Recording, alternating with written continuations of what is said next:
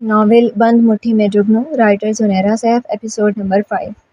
زمرد کی گاڑی کا ایکسیڈنٹ ہوا۔ ہاشم کی آواز نے اس کے حواس گم کر دیے تھے۔ اس نے ڈرائیونگ کرتے فوراً بریک لگائے تھے، جس کے نتیجے میں اس کا ماتھا اسٹیئرنگ وہیل پر لگتے لگتے بچا تھا، اور والدہ محترم نے یوں بریک لگانے پر خطرناک نگاہوں سے گھورا تھا۔ ماں اور بہن میں ملامت بھری آنکھوں سے دیکھ رہی تھی، جبکہ وہ ان نگاہوں کے تیروں سے بے نیاز فوراً گاڑی سے باہر نکلا تھا۔ اس کی انگلیاں موبائل پر متحرک تھیں اور آنکھوں میں پریشانی جھلک رہی تھی۔ کال پر دوسری جانب سے نہ جانے ہاشم کیا کہہ رہا تھا، کب اور کدھر۔ موقع کی مناسبت کے لحاظ سے اس نے سوال کیا، اور خود گاڑی کے سامنے دائیں سے بائیں وہ چل رہا تھا۔ علی صاحب، اس کے والد، اس کے چہرے پر رقم پریشانی دیکھتے گاڑی سے اس کے پیچھے ہی اترے تھے۔ اس کے کندھے پر ہاتھ رکھتے کچھ پوچھا تو وہ چونکا تھا اور بس سر ہلا گیا تھا۔ دوسری جانب سے شاید اس کی تسلی کروائی گئی تھی، جو یوں تاثرات بہتر ہو رہے تھے۔ زمرد کی گاڑی کا ایکسیڈنٹ ہوا، مجھے وہاں پہنچنا ہے، آپ چلے جائیں۔ کال بند کر کے فون جیب میں ڈالا اور گاڑی کی چابی ان کی جانب بڑھائی تھی، جبکہ خود دور سے آتی ٹیکسی کو روکا تھا۔ باپ اس کی پھرتیاں دیکھ رہے تھے، اس کے چہرے کی پریشانی نے انہیں بھی پریشان کر دیا تھا۔ بیٹا دھیرج رکھو اور بتاؤ وہ ٹھیک ہے نا؟ یوں شکل سے تو لگ رہا ہے کہ معاملہ خیریت کا ہی ہے۔ ٹیکسی کے دروازے پر ہاتھ رکھتے انہوں نے خوشمگی نگاہوں سے دیکھا تو وہ بھی انہیں تفصیل سے آگاہ کرنے لگا، جو فی الحال اسے مجبوری لگ رہی تھی، ورنہ اس کا دل کر رہا تھا کہ وہ اڑ کے پہنچ جائے۔ ان کے اپنے ریسٹورانٹ سے 1 کلومیٹر کی دوری پر ایک ٹرک نے ہٹ کیا ہے۔ وہ اس وقت گاڑی سے باہر تھی، اسی لیے بچاؤ ہو گیا، لیکن گاڑی کی بہت بری حالت ہے، مجھے جانا ہوگا۔ اس کی شکل اس وقت ایسی تھی کہ والد فوراً اپنی گاڑی سے پیچھے ہٹ گئے تھے۔ مجھے پہنچتے ہی صورتحال سے آگاہ کرنا۔ جانے سے قبل یاد دہانی کرائی تو اس نے ٹیکسی کو چلنے کا اشارہ کیا۔ وہ بھی فون پر گارڈز کو اس کے پیچھے جانے کا کہہ کر ڈرائیونگ سیٹ کی جانب بڑھے تو بیوی اور بیٹی کو مختصراً اس حادثے کا بتانا پڑا تھا۔ تم ٹھیک ہو؟ وہ جیسے ہی وہاں پہنچا تو اسے دیکھنے کے باوجود تسلی نہیں ہوئی تھی تو پوچھ لیا۔ زمرد اس وقت اپنے ریسٹورانٹ کی لابی میں موجود تھی اور ہاشم بھی اس کے سامنے تھا۔ کچھ پولیس اہلکار بھی موجود تھے اور جو اس کے آتے نکل رہے تھے۔ لابی میں موجود اسے دیکھتے اس کی جانب دوڑا تھا اور پہنچتے ہی پہلا سوال کیا تھا۔ ہاشم نے اس کی موجودگی کو تعجب سے دیکھا تھا، کیونکہ اس نے بتا دیا تھا کہ اس کی حالت ٹھیک ہے، کوئی بھی خطرے والی بات نہیں ہے۔ اس کے باوجود وہ یہاں موجود تھا، اپنی فیملی کا ایک اہم فنکشن چھوڑ کر۔ ٹھیک ہوں، اسے جواب دینے کے بعد وہ دوبارہ ریسیپشن پر موجود لڑکی کی جانب متوجہ ہوئی تھی اور اسے سیکیورٹی کے متعلق ہدایات دینے کے بعد واپس اس کی جانب متوجہ ہوئی، جو اس کے فارغ ہونے کا ہی منتظر تھا تاکہ تسلی سے بات ہو سکے۔ ہاشم پاس موجود تمام ویٹرز کو جانے کا کہہ چکا تھا، جس سے موجود رش چھٹ گیا تھا اور اب وہ اکیلے تھے۔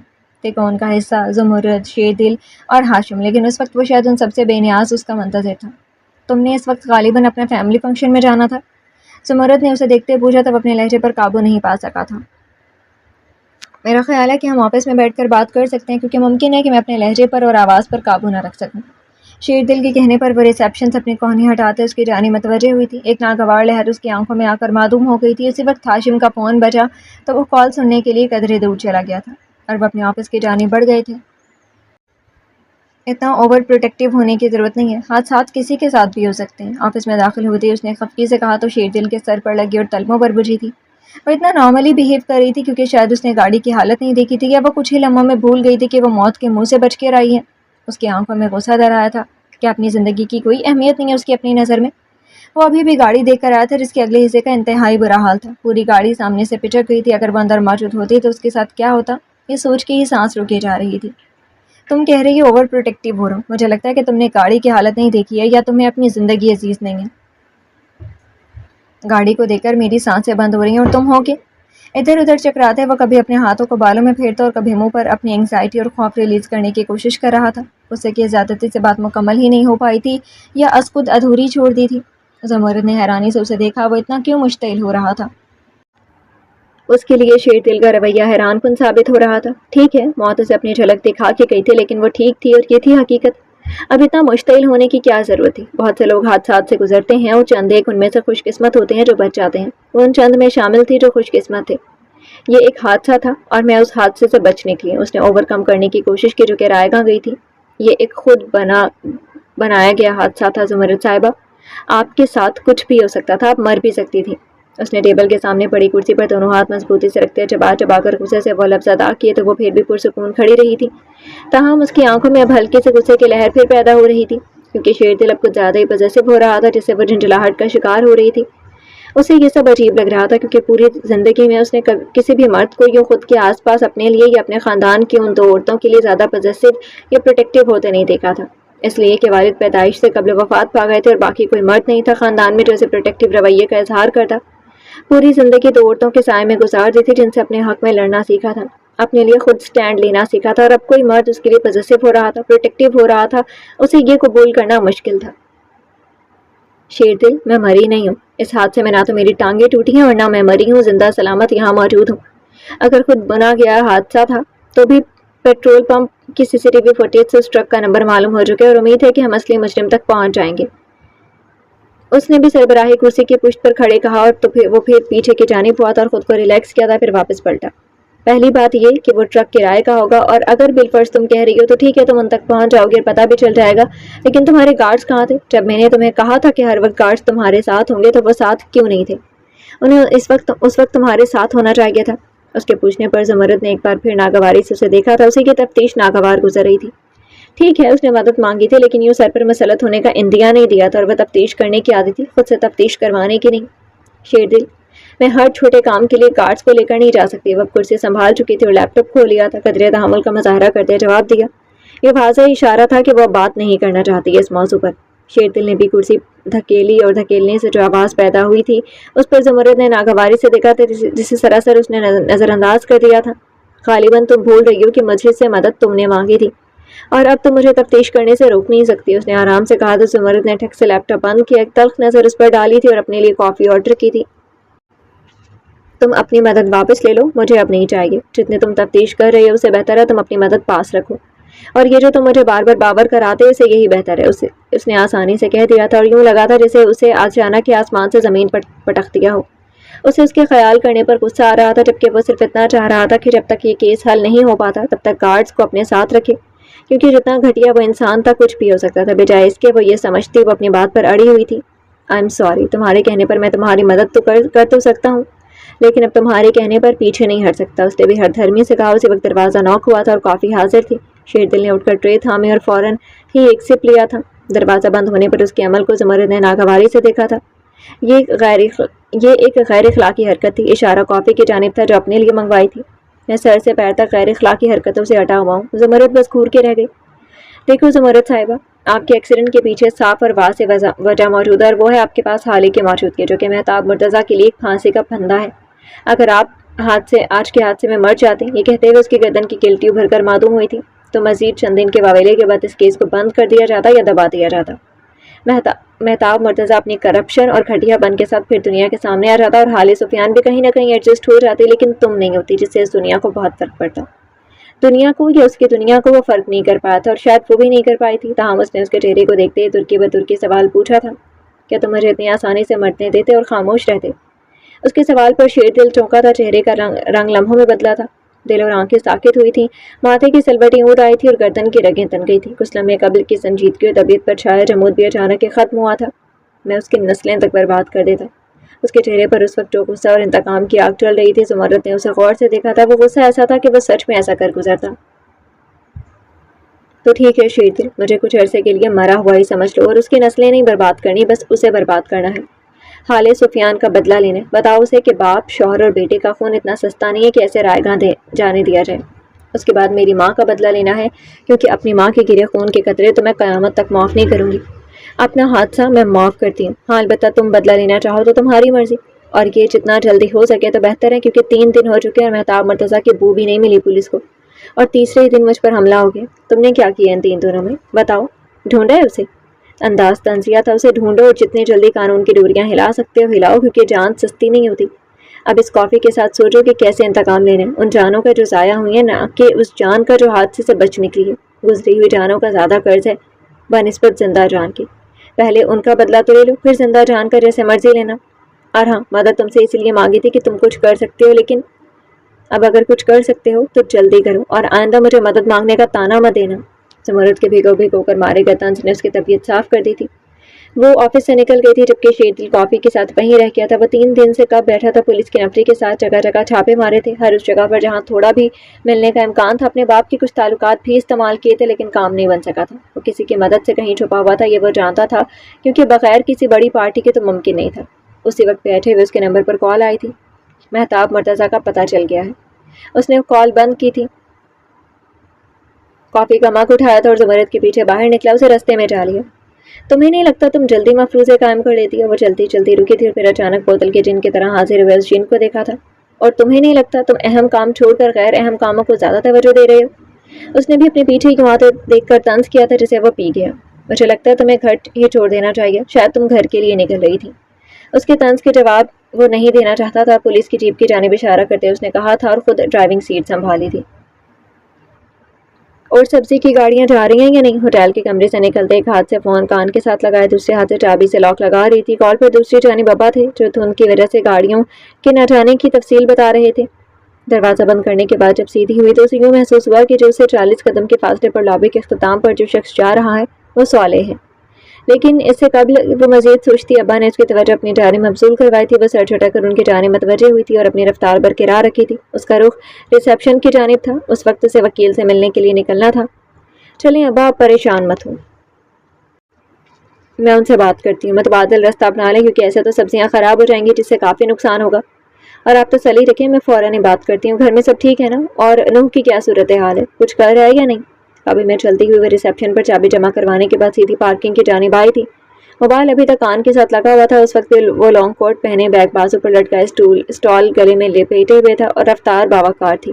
آنکھوں پر کالے رنگ کے گلاسز پہ لگائے ہوئے تھے۔ اب آپ نہ جانے دوسری طرف سے کیا کہہ رہے تھے۔ وہ گاڑی کے ساتھ ٹیک لگائے سکون سے کھڑی ہو گئی تھی اور دوسری طرف سے توجہ سے سن رہی تھی۔ یہ تو بہت اچھا ہوا کہ وہ کسی معاملے میں تو سیریس ہوا۔ امید ہے کہ ایسے ہی وہ دوسرے معاملے کو بھی سیریس لے گا، ورنہ نقصان کا ذمہ دار بہرحال وہ خود ہی ہوگا۔ ہنوز ٹیک لگائے دور دیکھتے توجہ اور کان ابا کی آواز پر لگائے وہ کہہ رہی تھی۔ کچھ دیر مزید بات کرنے کے بعد وہ اختتامی کلمات ادا کرنے کے بعد فون بند کر چکی تھی اور اگلی کال اس نے صالح یوسف کو کی تھی۔ چونکہ یہ یہاں جگہ کی خریداری کے تمام معاملات صالح یوسف کے توسط سے ہو رہے تھے، اس لیے اس کے ہر کام میں موجودگی پیش تھی اور وکیل بھی اسی کا ہائر کیا ہوا تھا۔ اگلے 1.5 گھنٹے میں زمرد کو اس کے گھر چھوڑنے کے بعد وہ اس جگہ پر موجود تھا جس پر 95% مہتاب مرتضیٰ کی موجودگی کے امکانات تھے۔ 1.5 گھنٹہ بھی اس لیے درکار تھا کہ مہتاب مرتضیٰ گرفتاری سے قبل بیل کروا چکا تھا جو اسے ہر حال میں کینسل کروا کے نئے آرڈرز جاری کروانے تھے۔ اس کے لیے اپنے ابا کے اختیارات کا استعمال کیا تھا اور بہت پاپڑ بیلنے کے بعد بالآخر اسے 1 گھنٹے کے بعد ملے تھے، جن کے ساتھ پولیس کی بھاری نفری کے سمیت شیردل نے جب مطلوبہ جگہ پر چھاپا مارا تو کامیاب ٹھہرا تھا کیونکہ مہتاب مرتضیٰ وہیں موجود تھا۔ اطلاع کی خبر پکی تھی، اس کی شکل سے کہیں سے بھی نہیں لگ رہا تھا کہ پولیس کی آمد کی اس کے لیے غیر متوقع تھی۔ وہ شیردل کے سامنے کھڑا تھا۔ بتاؤ مہتاب مرتضیٰ، کیسا لگ رہا ہے؟ اسے اپنے ہاتھوں سے ہتھ کڑی لگاتے شیردل نے لاک لگانے کے بعد اس کی آنکھوں میں دیکھتے پوچھا تھا تو وہ مسکرایا جسے اس کی مسکراہٹ شاطرانہ ہو۔ آنکھیں کچھ اچھا تاثر نہیں دے رہی تھی۔ مہتاب مرتضیٰ نے اپنی آنکھوں سے اشارہ سامنے میز کی جانب کیا جس پر ایک سفید کاغذ پڑا تھا۔ شیردل نے اچنبھے سے اس کی نظروں کے تعاقب میں دیکھا اور سوالیہ ابرو اٹھایا۔ اس کاغذ کو دیکھو اور پھر پوچھنا کیسا لگ رہا ہے۔ کندھے اچکاتے سکون سے اس کے اندر بے چینی بھری تھی۔ شیردل نے 2 قدم پیچھے ہٹایا اور وہ کاغذ اٹھایا، اسے پڑھا اور پڑھنے کے بعد فلک شگاف کہا لگایا۔ کتنی دیر ہنستا رہا تھا، پھر اس کی جانب دیکھا تھا جو حوانوں کو اسے دیکھ رہا تھا، واپس اس کی جانب آیا جو چھپنے کے لیے بھی عمدہ جگہ استعمال کر رہا تھا۔ یہاں فرنشڈ فلیٹ تھا جس کے ڈرائنگ روم میں اس وقت وہ موجود تھے اور وہ دونوں آمنے سامنے تھے، ایک دوسرے کی آنکھوں میں دیکھتے نفرت سے اور بھسم کرتی نظروں سے۔ شیردل کے پیچھے پولیس کی ایک نفری موجود تھی اور وہ اکیلا تھا جس کے چہرے پر ہنوز سکون تھا، تاہم شیردل کو یوں ہنستے دیکھ کر اسے کوئی شک گزرا تھا جس کے نتیجے میں اپنے موبائل تک رسائی حاصل کرنی چاہی تھی جو کہ میز پر ہی موجود تھا، اور شیردل نے اس کی پہنچ سے قبل ہی وہ موبائل اپنی گرفت میں لیا اور اسے سامنے لہرایا اور اپنی جیب میں اڑس لیا جبکہ مہتاب مرتضیٰ جھکا رہ گیا تھا۔ اس کی آنکھوں سے شعلے بھڑکے تھے جسے دیکھنے سے شیردل قاصر تھا۔ وہ سیدھا ہوا تو شیردل نے اپنے پیچھے کھڑے پولیس آفیسر کو اشارہ کیا تھا اور خود اپنی جگہ پر کھڑا اسے دیکھ رہا تھا۔ رحیم، اسے ذرا پیپر تو دکھاؤ۔ رحیم آگے بڑھا اور پیپر اس کی آنکھوں کے عین سامنے کیا تھا جسے پڑھنے کے بعد پہلی دفعہ اس کے چہرے کی رنگت متغیر ہوئی تھی اور حیرانگی پیدا، پھر اس حیرانگی کی جگہ غصے، تنفر اور جھنجھلاہٹ نے لے لی تھی۔ پیپر پکڑنے کے غرض سے ہتھ کڑی لگے ہاتھوں کو اوپر کر کے پیپر پکڑنا اور پھاڑنا چاہا تو شیردل نے فوراً اس کے کندھے پر ہاتھ رکھ کر دباؤ ڈالا تھا اور رحیم کو پیچھے ہٹنے کا اشارہ کیا تھا۔ خود اس کی آنکھوں میں تنفر سے دیکھا تھا اور اسے تنفر میں وارننگ تھی۔ غور سے دیکھ لیا نا، پری بیل کو کینسل کرتے تمہاری دوبارہ گرفتاری کے 1 گھنٹہ قبل جاری ہوئے آرڈرز ہیں۔ اسے ہاتھ پاؤں مارتے دیکھ کر شیردل نے دباؤ بڑھا دیا تھا۔ مہتاب صاحب، خود پر کنٹرول رکھو، ابھی تو مہمان نوازی شروع ہوگی۔ تمہیں کیا لگتا ہے کہ تم اپنی پری بیل کروا چکے ہوگے اور مجھے پتہ نہیں چلے گا؟ رحیم، انصاف کے اس ڈرے ہوئے چہرے کے ساتھ ایک ویڈیو تو بناؤ ذرا، انہیں بھی تو پتہ چلے کہ اس وقت ان کے چہرے پر کیسا ڈر، خوف اور دہشت چھائی ہوئی ہے۔ رحیم نے فون نکال کر ویڈیو بنانے لگا تو وہ چلایا تھا، تم ایک غیر اخلاقی حرکت کر رہے ہو، بند کرو اسے۔ اس نے زور لگا کر شیردل کو دھکا لگانا چاہا تو شیردل نے اسے دھکے سے صوفے پر گرایا تھا، خود اپنا ایک پاؤں سے صوفے پر رکھتے جھکا تھا اور اس کی آنکھوں میں دیکھا تھا جدھر سے چنگاریاں اٹھ رہی تھی، شعلے لپک رہے تھے، بھسم کر دینے والی خوبصورت آنکھیں اسے گھور رہی تھی۔ اخلاقیات کا سبق پڑھا کون رہا ہے، دیکھ رہے ہو یار؟ وہ ہنسا تھا اور اپنے پیچھے کھڑی نفری کو بھی شامل کیا تھا۔ اور پتہ کیا، میں سر سے پیر تک غیر اخلاقی حرکتوں سے اٹا ہوا ہوں، مجھے فرق نہیں پڑتا، اور تمہارے اس اخلاقیات کے سبق کو تھانے جا کر پڑھیں گے۔ اپنا ہاتھ اس کی گریبان تک لاتے اسے پکڑا تھا اور رحیم کی جانب دھکیلا تھا، خود اسے جانب منہ کیے کھڑا رہا تھا جدھر سے اسے اٹھایا تھا۔ مجرم کو لے جاؤ، یہاں پر کوئی ویڈیو نہیں بنائی گئی ہے۔ اس کی وارننگ دیتی آواز اس پورے فلیٹ میں گونجی تھی، اور پولیس کی اس نفری کے ساتھ آتے مہتاب مرتضیٰ نے خونی نظروں سے اسے دیکھا تھا جس کی اس جانب پوچھ تھی۔ پولیس کی نفری نے بھی یہ زبان ہو کر یس سر کہہ کر اس بات کا اقرار کیا تھا کہ یہاں پر حقیقتاً کوئی ویڈیو نہیں بنائی گئی ہے۔ مہتاب مرتضیٰ کا اپنی ماں سے 3 دن میں گھر میں ہونے کا وعدہ ایفا نہیں ہو سکا تھا۔ اس وقت وہ اپنی والدہ اور پھپھو کے درمیان بیٹھی تھی۔ ماں کے چہرے سے پریشانی جھلک رہی تھی، پھپھو کے چہرے پر بھی کچھ ملے جلے تاثرات تھے، تاہم وہ خود پرسکون تھی۔ گہرے پانیوں کے سکوت کی طرح ان کے درمیان ایک چوتھے فرد کا اضافہ ہو چکا تھا۔ اس کے چہرے پر پریشانی کے ساتھ ساتھ شرمندگی اور احسان تلے دبے ہونے کے بھی تاثرات تھے، جنہوں نے اس کی نظریں اٹھائیں اور سر جھکایا ہوا تھا۔ اس کی آمد کو صرف 5 منٹ ہی ہوئے تھے، ان چاروں کی محفل لان میں ہی جمی ہوئی تھی۔ شام کی سائے گہرے ہر سو پھیل چکے تھے، سرد ہوا بھی آج سکوت اختیار کر چکی تھی، خون کی کچھ بڑھتے پہر کے ساتھ بڑھ رہی تھی۔ زمرد اٹھی اور بنا کچھ کہے اندر کی جانب بڑھی تھی۔ کچھ منٹ بعد وہ ٹرالی دھکیلتی لان کی جانب آئی تھی، چائے سرو کی تھی اور خود اپنا کپ لے کر چوتھے فرد کے بالکل مقابل بیٹھی تھی، جدھر سے اس کے چہرے کو بآسانی دیکھا اور پڑھا جا سکے۔ آئی ایم سوری، اس سب کی ذمہ دار میں ہوں۔ چوتھے فرد نے ایک بار پھر وہی فکر ادا کیا تھا جو اس کی غیر موجودگی میں کچھ دیر قبل اس گھر کے مکینوں سے کہا تھا۔ زمرد نے غور سے اس کے چہرے کو دیکھا تھا، وہ ڈرا ہوا نہیں تھا، شرمندگی کا شکار تھا، جھجک تھی اور احسان آڑے آ رہا تھا۔ میرا نہیں خیال کہ تم میرے جواب سے ناواقف ہوگی، پھر بھی تم ایک ایسا سوال لیے بیٹھی ہو جو کہ غیر اہم ہے۔ زمرد نے بھاپ اڑاتے کپ کے پیچھے سے کہا تھا۔ اس نے اپنی نظریں اٹھا کر اسے دیکھا تھا جس کے چہرے پر پرسکون تاثر تھا اور چہرہ کسی قسم کے ڈر، خوف اور پچھتاوے سے پاک تھا۔ آپ کا جواب تو مجھے معلوم ہے، لیکن میرے اندر اب شرمندگی پیدا ہو رہی ہے جو ہر گزرتے لمحے کے ساتھ پچھتاوے کا شکار بن رہی ہے، اور یہ پچھتاوا نہ جانے کیا رخ اختیار کر جائے کہ میری وجہ سے ایک ماں اپنی بیٹی سے محروم ہو جائے، ایک اور گھر بیٹی سے خالی ہو جائے جس کے در و دیوار سنسان اور ویران ہو جائیں۔ میں ساری عمر ان لوگوں کا سامنا کرنے سے گریز کروں جنہوں نے میری مدد کی اور میں ان کی موت کا سبب بنی۔ میری وجہ سے آپ پر قاتلانہ حملہ ہوا، یہ بات مجھے اتنی زیادہ پریشان کری ہے کہ مجھ سے وہاں ٹھہرا ہی نہیں گیا اور میں یہاں آپ کے پاس موجود ہوں۔ میری وجہ سے ایک جان جانے والی تھی، یہ گلٹ کم نہیں ہے۔ خالد سفیان کے لہجے میں آزردگی چھائی تھی جس نے ماحول کو لپیٹ میں لیا تھا، اور اس لپیٹ نے ان دونوں خواتین کو اثر انداز کیا تھا، تاہم زمرد اس کی لپیٹ سے محفوظ رہی تھی۔ اس کے چہرے پر اب بھی وہی تاثرات تھے جو پہلے تھے، وہ کول رہنے کی عادی تھی، اس کے نزدیک یہ جذباتی باتیں تھیں۔ زندگی میں بہت سے فیصلے آپ کو جذبات سے ہٹ کر کرنے پڑتے ہیں، تب جذبات کام نہیں آتے۔ ان ساری باتوں کے تناظر میں آپ کیا کہنا چاہتے ہیں؟ اصلی مدعا پیش کرو، زمرد نے کہا تو اس نے ایک نظر اسے دیکھا، پھر سر جھکایا۔ اس نے وہ کہا جو وہ دل سے نہیں چاہتی تھی، خود کو جبرن کہنے پر مجبور کیا تھا۔ میں چاہتی ہوں آپ پیچھے ہٹ جائیں اور میرا کیس واپس لے لیں۔ زمرد نے اس کے جھکے سر کو دیکھا تھا جس کی اب نظریں بھی جھک چکی تھی۔ آپ چاہتی ہیں کہ ایک انسان کی شکل میں حیوان کھلا دندناتا پھرتا رہے، آزاد گھومے؟ زمرد نے طنز کیا تھا جس پر اس نے نفی میں سر ہلایا۔ میں چاہتی ہوں کہ ایک ماں اپنی بیٹی سے محروم نہ ہو۔ وہ انسان دشمنی پر اتر آیا، گھٹیا انداز اپنا رہا ہے، چالیں چل رہا ہے۔ اس نے تھکے ہوئے انداز میں کندھے ڈھلکائے کہا تھا۔ زمرد کی والدہ اور پھپھو خاموش تماشائی بنی بیٹھی تھی۔ وہ جتنا بھی گھٹیا انداز اپنائے یا چالیں چلے، مجھے مار نہیں سکتا جب تک میرا رب نہ چاہے۔ اللہ بہتر چالیں چلنے والا ہے۔ اگر میں اس وجہ سے ڈر کے پیچھے ہو جاؤں کہ میں موت سے ڈر رہی ہوں، تو وہ تو کہیں بھی آ سکتی ہے، کبھی بھی آ سکتی ہے۔ اگر موت نے کبھی بھی کہیں بھی آنا ہے تو اسے ڈرنا کیسا؟ اس لیے آپ بے فکر رہیں، وہ کچھ نہیں بگاڑ سکتا۔ وہ پولیس کی تحویل میں آ چکا ہے، کچھ عرصے تک تو باہر نہیں نکل سکتا۔ امید ہے کہ کیس جب عدالت میں چلے گا تو جلدی فیصلہ آ جائے گا۔ جو فیصلہ کیا ہے آپ بھی اس پر مضبوطی سے یقین رکھیں۔ اس نے آگے کو ہوتے میز پر دھرے حالے کے ہاتھ رکھتے دلاسا دیا تھا اور آنکھوں سے بھی تسلی دی تھی۔ چند ایک اس کی والدہ اور پھپھو کی جانب سے کی گئی تسلی بخش باتوں نے اسے شرمندگی کے خول سے باہر نکالا تھا۔ تایا جان، شیردل بھائی نہیں آئے؟ عائشہ نے اچانک ان کے پاس آ کر پوچھا تھا جو مشروب تھامے منہ سے لگانے لگے تھے۔ انہوں نے گلاس سے گھونٹ لیا تھا اور بیٹے کو بلاتے گلاس ٹرے میں رکھ دیا تھا، پھر ساتھ کھڑے آدمی سے معذرت کرتے عائشہ کو بازو کے حلقے میں لیتے کچھ دور چلے آئے تھے جدھر ایک ٹیبل خالی تھی۔ کیا ہمارا آنا کافی نہیں ہے؟ انہوں نے چھیڑا تو آواز اردہ ہو گئی۔ تایا جان، کوئی بھی کسی کے ریپلیسمنٹ نہیں ہوتا۔ انہوں نے وعدہ کیا تھا کہ وہ آئیں گے، آپ کا ان کے ساتھ کوئی مقابلہ نہیں ہے، اور کیا آپ کو نہیں لگتا کہ انہیں اس محفل کا حصہ لازمی بننا چاہیے تھا؟ اس نے ٹیبل کی دوسری جانب کھڑے اپنے تایا کو دیکھتے کہا تو سنجیدہ ہو گئے تھے اور اس کی نظروں کے تعاقب میں دیکھا تھا جدھر اس کی خالہ بڑی خوشی سے اس کی والدہ اور نور سے مل رہی تھی۔ عائشہ کی آنکھوں میں مرچیں بھر گئی۔ اسے ایسے ہی منظر ہمیشہ تکلیف دیتے تھے جن میں منافقت چھپی ہوتی اور جھوٹی مسکراہٹیں عروج پر ہوتی۔ اس نے وعدہ کیا تھا۔ انہوں نے چونک کر سوالیہ انداز سے پوچھا تو اس نے اس بات میں سر ہلا دیا تھا۔ تو وہ لازمی آئے گا۔ تایا نے اب وسوق سے کہا تو وہ پھیکا سا مسکرا دی، کیونکہ اپنی ماں کو خالہ کے چنگل سے بازیاب کرانا اتنا آسان نہیں لگ رہا تھا، جو ابھی بھی بہن سے اسی خوشی سے مل رہی تھی جس سے پہلے ملتی تھی۔ وہ ابھی یہی سوچ رہی تھی جب خالہ کی آوازوں سے حال کی دنیا میں لے آئی۔ کیا باتیں ہو رہی ہیں؟ یہ آواز عائشہ کی خالہ کی تھی جس پر وہ دونوں پلٹے تھے۔ ابھی کچھ دیر قبل وہ دور تھیں اور اب یہاں تھیں۔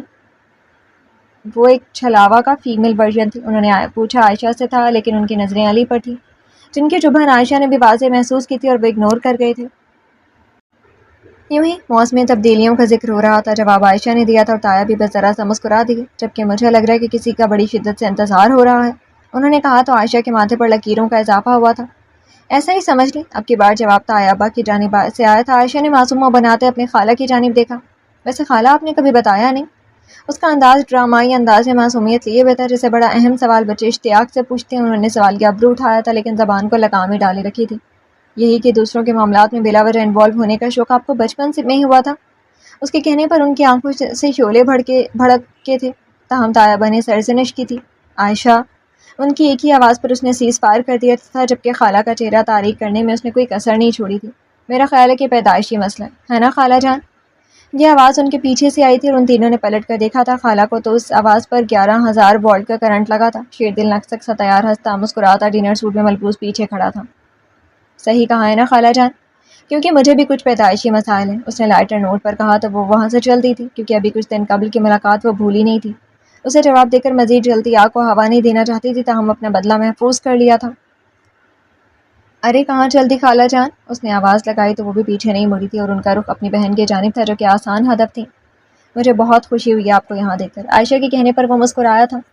وعدہ کیا تھا تو آنا بنتا تھا نا، اس نے کندھے اچکائے تھے۔ جانتی ہوں آپ وعدے نہیں توڑتے۔ آئیں آپ کو پاپا سے ملواتی ہوں، بہت خوش ہوں گے۔ تایا ابا آپ بھی آئیں؟ عائشہ نے اسے لیے سامنے کی جانب چلنے کا کہا اور ساتھ ہی تایا ابا کو بھی کہا تھا۔ میں کال کر کے آتا ہوں شیردل، بی کیئرفل، انہوں نے ان دونوں کو جاتے کہا تھا، جس پر وہ سر ہلا گیا تھا۔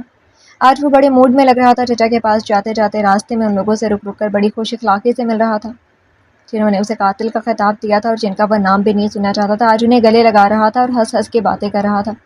عائشہ یہ دیکھ کر حیران ہو رہی تھی۔ آپ ان سے ایسے ہنس ہنس کے کیوں مل رہے ہیں؟ عائشہ نے اچانک آگے چلتے رک کر پوچھا۔ کیونکہ یہ مجھے ہمیشہ روتا ہوا دیکھنا چاہتے ہیں اور میں ان کی چاہت اب مزید پوری نہیں کرنا چاہتا، میں انہیں جلانا چاہتا ہوں۔ دور سے کھڑے اس نے مزید ایک دو کو ہاتھ ہلایا تھا، جیسے آج ہی اس کی ساری خوش اخلاقی ادائی ہو۔ عائشہ سن کر خاموش ہو گئی تھی، تاہم مجھے یوں اس کا ملنا ملانا برا نہیں لگ رہا تھا۔ تو پھر بہتر ہے کہ آپ پہلے پاپا سے مل لیں، اس سے پہلے کہ آپ کی ساری خوش اخلاقی کو نظر لگ جائے، اور نور بھی خصوصاً آپ کا انتظار کر رہی ہے۔ اس نے اب سامنے اپنے والد کی جانب اشارہ کیا تھا، جن کے پاس نور بھی کھڑی تھی اور وہ سیکیورٹی کے پاس کھڑے تھے۔ میں جانتی ہوں وہ ایک شاطر آدمی ہے، خود کو بچانے کے لیے ہر ممکن کوشش کرے گا اور ہاتھ پیر مارے گا۔ ممکن ہے کہ وہ میرے کردار کو نشانہ بھی بنائے، میری کردار کشی کرے۔ خالی نے خود ہی وہ کہہ دیا تھا جو وہ سوچ رہے تھے۔ شیردل اور زمرد ایک دوسرے کو دیکھ کر رہ گئے۔ اس وقت وہ ایک فلیٹ میں موجود تھے جس میں حال ایک روز قبل شفٹ ہوئی تھی۔ اس کے سامنے شیردل اور زمرد موجود تھے، جو کہ کیس کی پروگریس کے حوالے سے بات کرنے آئے تھے۔ ہاشم کے ذریعے اس نے زمرد کو بھی بلوا دیا تھا تاکہ حالے سے کیس کے بارے میں تفصیل سے بات چیت ہو سکے۔ اگر تم یہ سب جانتی ہو تو یہ بھی جانتی ہوگی کہ وہ کیس جیتنا چاہے گا یا ہارنا، الیکشن میں نزدیکی کی وجہ سے، کیونکہ یہ کیس اس کی سیٹ کے لیے بہت اہم ہوگا۔ جیل میں ہونے کی وجہ سے وہ بہت ہاتھ پاؤں مار ہے اور بہت کچھ کر رہا ہے۔ شیردل کے کہنے پر وہ پھیکی سی ہنسی تھی اور کندھے اٹکائے نظریں ان دونوں پر پھیری تھیں اور جو اسے ہی دیکھ رہے تھے۔ شیردل صاحب، میں کوئی نجومی نہیں ہوں، جو باتیں میں نے اس کے بارے میں کہی ہیں وہ حقیقت پر مبنی نہیں بھی ہو سکتی، کیونکہ وہ ہر دفعہ نئی چال چلنے کا عادی ہے۔ اگر میں جانتی ہوتی تو اسے یوں اپنی زندگی یوں ہی برباد نہ کرنے دیتی، باپ بیٹے اور شوہر کو اس کے ہاتھوں قتل ہونے دیتی۔ میرا محض مشاہدہ اور اس کی طبیعت سے صرف کچھ واقفیت کے بنا پر میں یہ کہہ رہی ہوں۔ زندگی بعض دفعہ ایسے مواقع پیدا کرتی ہے جن کو کبھی گمان نہیں کیا ہوتا، اس نے زخمی لہجے اور زخمی نظروں سے سامنے بڑے گلدان کو دیکھتے کہا تھا۔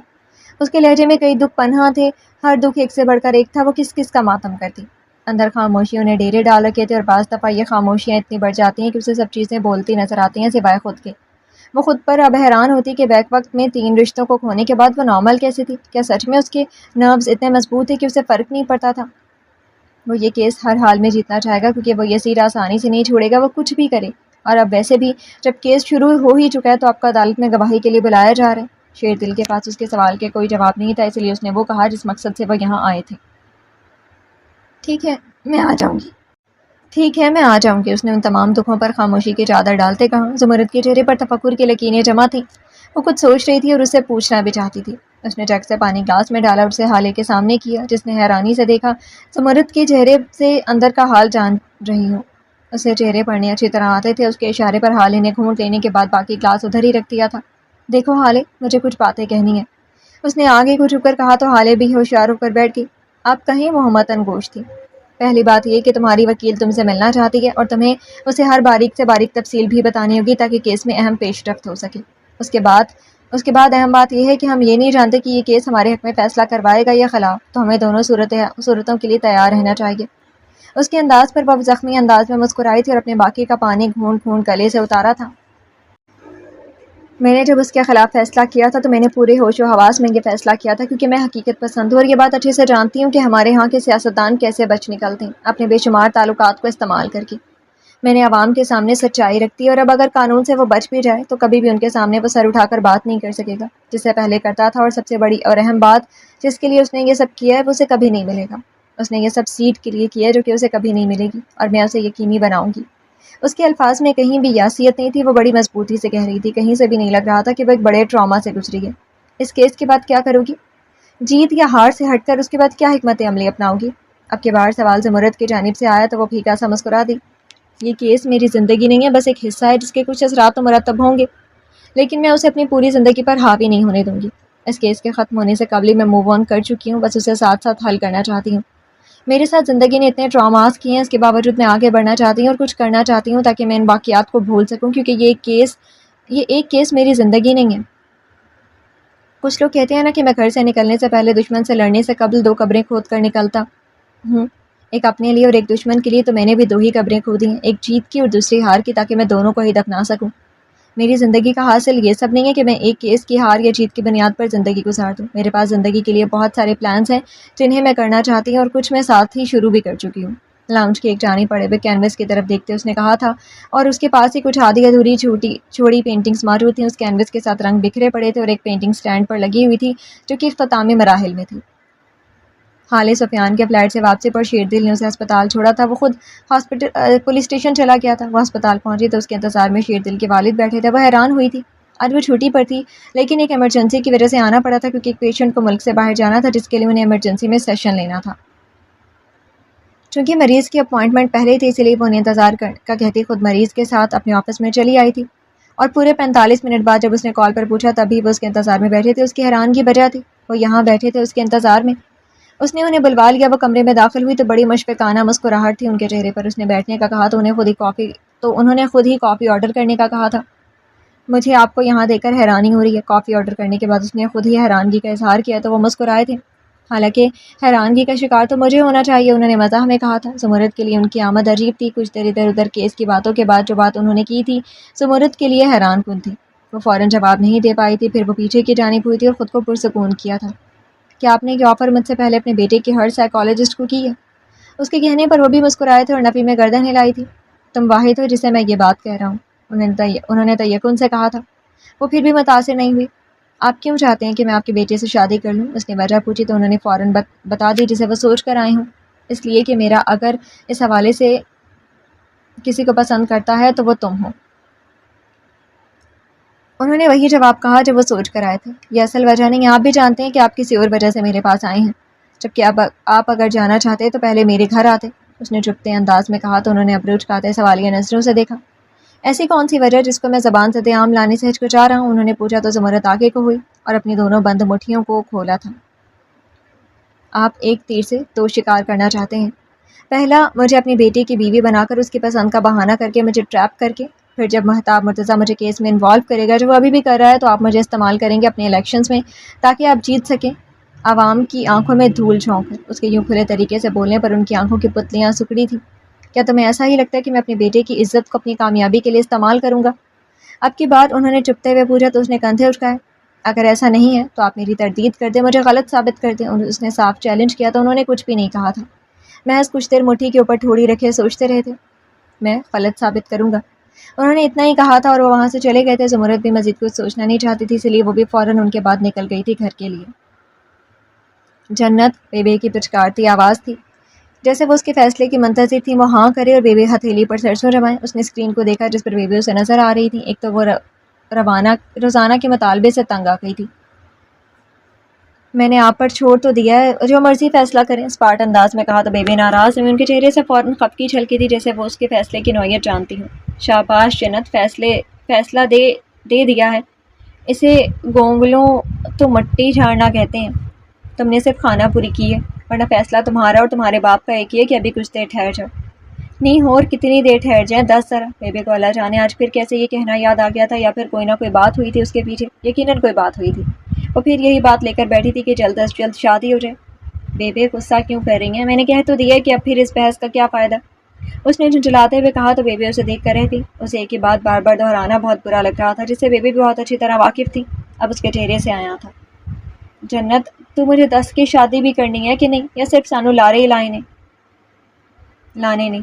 بیبی نے مخصوص پنجابی لہجے میں کہا تو وہ مزید جھنجھلائی تھی اور ڈریسنگ کے آگے سے ہٹی تھی اور لیپ ٹاپ کی اسکرین کے سامنے آئی تھی، جس نے اسے صوفے کے سامنے ٹیبل پر رکھا ہوا تھا اور اسے اٹھا کر بستر کی رہ لی تھی۔ بیبی آپ میری بات غور سے سنیں، میں نے آپ کو اختیار دیا تھا کہ جب بھی آپ کہیں گے میں ہاں کر دوں گی، تو پھر روز روز یوں فون پر تفتیش مجھے سمجھ نہیں آ رہی ہے، بہتر ہے کہ مزید تفصیل سے گھر آ کر بات ہو جائے۔ اس نے کہا تو بیبی کچھ ٹھنڈی ہوئی تھی، ورنہ جس طرح وہ اسلام آباد جا کر بیزی ہوئی تھی انہیں خدشہ لاحق ہو گیا تھا۔ آپ مجھے یہ بتائیں کہ یہ لارے والی بات آپ کے دماغ میں آئی کیسے؟ اچانک ہی یاد آنے پر اس نے خفگی سے پوچھا تو نرم پڑی تھی۔ آنی کہاں سے ہے؟ 2 دفعہ پہلے وہاں سے آیا تھا اور ہم نے وقت مانگا اور کل پھر آیا تھا۔ کہنے لگا کہ سوالے کہتا ہے کہ جب تک جنت راضی نہیں ہو جاتی تب تک تو نہیں چاہتا کہ شادی کی بات بھی چلے، اور تم نے ہم پر چھوڑا ہے کہ ہماری مرضی پر چلو گی۔ اب مجھے یہ تو یہی لگے گا نا کہ لارے لگا رہی ہو۔ بیبی نے صاف گوئی سے کہا تو جنت سنجیدہ ہوتی آگے کو ہوئی تھی اور غور سے ان کا چہرہ دیکھا تھا جس پر بے شمار جھریاں تھیں اور سر کے بال مکمل سفید، ڈھونڈنے سے بھی کوئی کالا بال نہیں ملتا تھا۔ بیبی آپ کی عمر تقریباً کتنی ہوگی؟ اس کے اچانک پوچھنے پر وہ اچنبھے کا شکار ہوئی تھی اور کمرے میں داخل ہوتے شوہر اور بیٹے کو دیکھا تھا، پھر سر پر ہاتھ مارا تھا۔ ہوگی کوئی 80 سے اوپر۔ نہ مجھے بتا کہ تمہاری شادی کے بعد میں میری عمر کہاں سے آ گئی؟ انہوں نے گھورا تو بھی وہ ایسے ہی بیڈ سے ٹیک لگائے بیٹھی رہی تھی۔ کہا کچھ بھی نہیں۔ اس کا انداز پرسوچ تھا اور چہرے کے تاثرات ہنوز سنجیدہ اور کچھ سوچتے ہوئے تھے۔ بیبی آپ نے 80 سے اوپر عمر گزار دی اور آپ کے بال بھی مکمل سفید ہو چکے ہیں۔ کیا بیبی آپ کو نہیں لگتا کہ جتنا بھی وقت آپ نے گزارا ہے اس میں عورت کو وہ حق دیے گئے ہیں جو اسے ملنے چاہیے؟ چلیں اس بات کو بھی چھوڑیں اور مدعے پر آئیں اور یہ بتائیں کہ جو شخص مجھے 10 سال قبل بنا بتائے کہیں چلا گیا تھا تو اسے واپسی پر جانچ پڑتال کا مجھے حق نہیں ہے؟ مجھے اسے پوچھنے کا حق نہیں ہے یا یہ جاننے کا حق نہیں ہے کہ وہ گیا کیوں تھا، کہاں گیا تھا، اور یہ بھی کہ اگر اسے جانا ہی تھا تو مجھے بتانا بنتا تھا یا نہیں؟ کیا یہ میرا حق نہیں تھا؟ بتائیں بیبی، ایک عورت کا حق نہیں ہے یہ جاننے کا کہ وہ ایک مرد سے حساب مانگے؟ جب عورت گھر سے باہر رہتی ہے تو کیا مرد حساب نہیں لیتا؟ یا جب عورت کہیں جائے تو اسے حساب دینا پڑتا ہے تو مرد کو کیوں نہیں؟ جب مرد کئی طریقوں سے حساب لیتا ہے اور لینا بھی چاہیے تو عورت کو کیوں نہیں؟ لیکن عورت کو بھی تو حق حاصل ہے کہ وہ مرد سے پوچھے اتنا عرصہ گزار آئے ہو تو کدھر گزارا ہے، اور اگر کہیں جانا ہی تھا جس وجہ سے بھی جانا تھا تو مجھے بتانا تھا، مجھ سے ایک ملاقات تو کرنی تھی نا۔ چلے ملاقات کو چھوڑے اور ایک اور چانس دیتی ہوں۔ آج کے ترقی یافتہ دور میں اس وقت جیسے میں اور آپ بات کریں ایسے کوئی ایک پیغام بھیج دیتا، اطلاع دے دیتا، لیکن نہیں دی، کچھ بھی نہیں کہا، نہ اطلاع، نہ ملاقات، نہ پیغام، اور پھر بھی میں نے آپ پر ڈال دیا کہ مجھے آپ کی مرضی پر اعتراض نہیں ہے۔ صرف کچھ وقت مانگا ہے وہ چند مہینوں کا، اور آپ لوگوں کو وہ بھی گراں گزرا ہے۔ کیوں؟ اس لیے کہ ہمارے یہاں کے لوگ ایک عورت کو یہ حق نہیں دیتے کہ اس سے یہ ایکسپیکٹ نہیں کرتے کہ وہ مرد سے تفتیش کرے، اپنے نظر انداز ہونے کی وجہ مانگے، اس سے حساب مانگے۔ ہمارا معاشرہ نہ دے، لوگ بالکل اسے غلط سمجھے۔ لیکن بیبی میں یہ کروں گی اور میں پورے حق سے کروں گی۔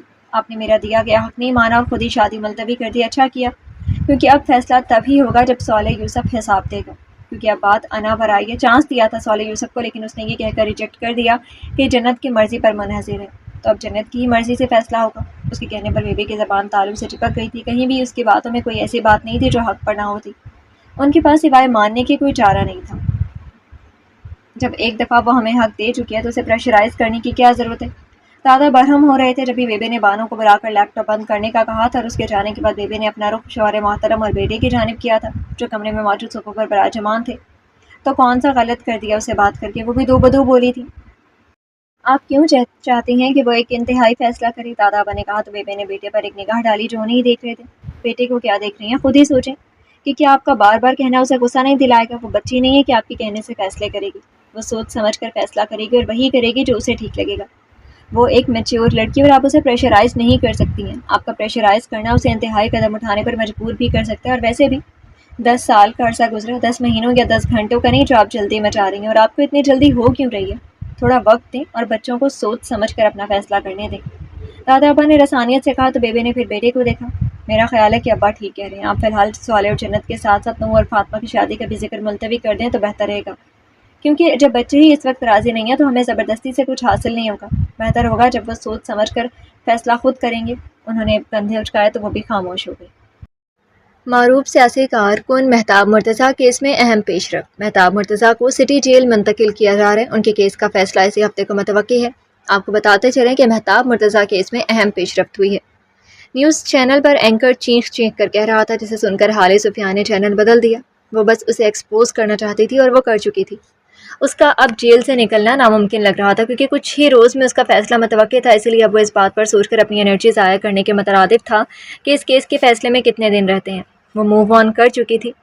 करना आसान नहीं था लेकिन ज़रूरी था। अब वो अकेली उसी फ्लैट में मौजूद थी जिसमें कुछ दिन कबल मुंतकिल हुई थी, तहम फ्लैट के बाहर सिक्योरिटी प्रोटोकॉल मौजूद था।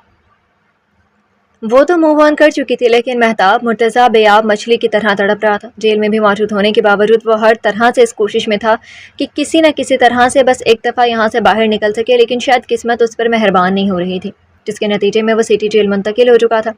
जेल में दाखिल होते ही साथ में मौजूद कांस्टेबल ने उसे ए ब्लॉक में भेजते कान में कुछ कहा था, जिसकी वजह से उसके चेहरे पर आसूदगी छा गई थी और उसने इर्द गिर्द देखकर खुलकर सांस ली थी। बहरहाल अब कोई तो पत्ता उसके हाथ में आ गया था।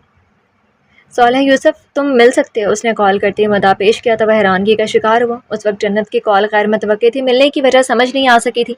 अभी कल ही उन दोनों की मुलाकात हुई थी, जब तमाम कानूनी कार्रवाई ज़मीन की मुकम्मल हो चुकी थी। वकील भी उन दोनों के हमरा ही थे। वकील सालेह यूसुफ का कारोबारी दोस्त था, जिसकी अपनी ज़ाती लॉ फर्म थी। वहीं से तमाम मामलात मुकम्मल करने के बाद वो निकल आई थी और सालेह एक मीटिंग के लिए चला गया था। उसके बाद उनकी मुलाकात नहीं हो सकी थी और अभी रात के 11 बजे जन्नत की कॉल उसके लिए गैर मुतवक्की थी। और जब ऊपर से मिलने की ख्वाहिश, मामला न जाने क्या था वह समझ नहीं सका। उसने मामले की नौयत जानने के लिए बहाना तराशा, क्योंकि जन्नत की आवाज़ की टोन से संजीदगी झलक रही थी। खैरियत है इस वक्त? जन्नत, क्या ये मुमकिन है कि हम कल सुबह बात हो सके? क्योंकि धुंध की वजह से रोड ब्लॉक है तो मतबादल रास्ते से आने में काफ़ी देर हो जाएगी। वह अचानक की परेशानी नहीं जाहिर करना चाहता था। ये अलग बात थी कि उसके तमाम आज़ा अलर्ट हो गए थे। उसके कहने पर जन्नत ने उसके 14 तबक रोशन कर दिए थे। सालेह यूसुफ, एक कमरा नंबर 104 के सामने वाला कमरा नंबर 102 में जाने के लिए ना तो कोई मोटरवे का रास्ता है, ना बहरी रास्ता, और कोई हवाई जहाज़ का जो तुम्हें आने में देर लगेगी। वो तंज करना नहीं चाहती थी, लेकिन सालेह यूसुफ के बहाने ने उसकी तबीयत साफ करने पर मजबूर किया था। पता नहीं वो क्यों बहाना तराश रहा था। डोंट टेल मी जन्नत, तुम जानती हो कि मैं होटल में ठहरा हुआ। वो जो आरामदेह कुर्सी पर बैठा हुआ था फ़ौरन से उठ बैठा और उसकी नज़रें बेसाख्ता दरवाजे की जानिब गई थी, जिसके पार राहदारी की दूसरी जानिब जन्नत ठहरी हुई थी। सालेह यूसुफ, मिल सकते हो? उसके सवाल को इग्नोर करते उसने अपना सवाल दोहराया। एक तो वो उसकी बात पर अड़ जाने वाली आदत से कभी कभी आजिज़ आ जाता था। उसने मोबाइल को घूरा था। तुम्हें कब मालूम हुआ? वो मुसर था और जन्नत अपने सवाल पर कायम। सालेह यूसुफ, तुम सवाल करने का हक खो चुके हो। बताओ, मिल सकते हो? मुझे हर हाल में तुमसे मुलाकात करनी है। उसने कहते कोट उठाया और उसे पहना और अपने सामान को एक नज़र देखा था। सूट केस के ऊपर हैंडबैग रखा था। फिर कमरे से बाहर निकल आई। उसे शक था कि सालेह यहीं रुका हुआ है और तस्दीक मालूमात लेने से हो गई थी। बाकायदा रिसेप्शन से जब बहाने से पूछा तो मज़ीद क्लैरिटी हो गई थी। वो उसी दिन से उधर रुका हुआ था जिस दिन से वह जन्नत यहाँ ठहरी हुई थी, लेकिन वो उसे बताकर खुशी नहीं देना चाहती थी।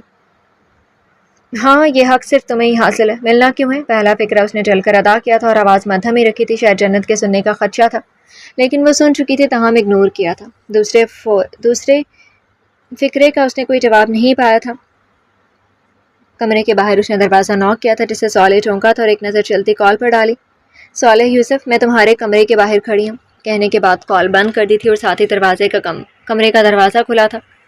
आरामदेह हालत में उसके सामने था। गालिबन अभी सोने ही वाला था। उसने एक हैरान नज़र उसके सामान पर डाली थी और दूसरी सवालिया नज़र उस पर जिसकी आंखों में उस वक्त गुस्सा था। ऐसी कौन सी इमरजेंसी हो गई है जो अभी बात करनी है और तुम कहीं जा रही हो?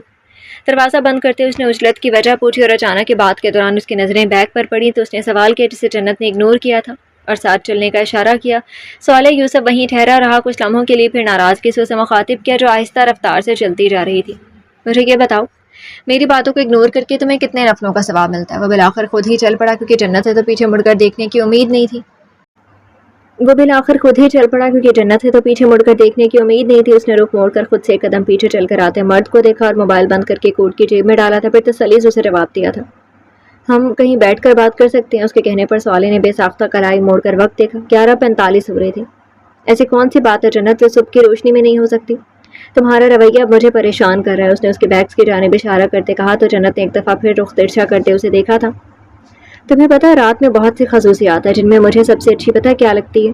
یہ اپنے اندر سب کچھ چھپا لیتی ہے اور دن میں ظاہر نہیں ہونے دیتی کہ میرے وقت کے دوران کون سے اہم فیصلے ہوئے ہیں۔